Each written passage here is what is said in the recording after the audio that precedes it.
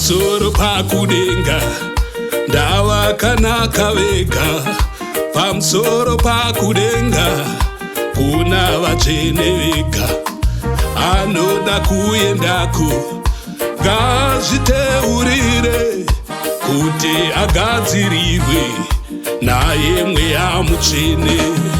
Apo ndatambudzika nezvakaipa zvangu nezvirunziro zvangu, ndinzwei Baba wangu, ndicherechedzei Baba we,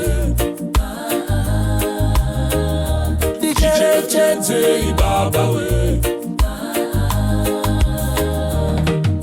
O Baba samasimba, ndipei simba renyu, nokuti ndinoshaya kugara zvakanaka. Ndicherechedzei Baba we, ndicherechedzei Baba we.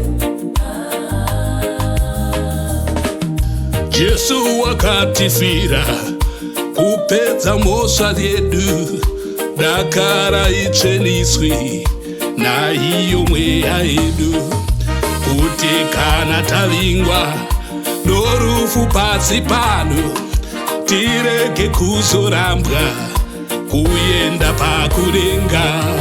Panguva yokuchema nenguva yokutamba nenguva yosiku, pabasa rangu rose, ndicherechedzei Baba we,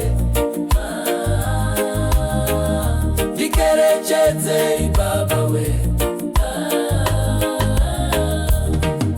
Parwendo roupenyu munyatwa nomurufu, mudenda rakaipa, ndichengetei Baba, ndicherechedzei Baba we,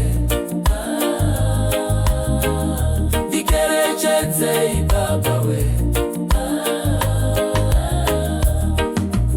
Apo ndatambudzika nezvakaipa zvangu nezvirunziro zvangu, ndinzwei Baba wangu.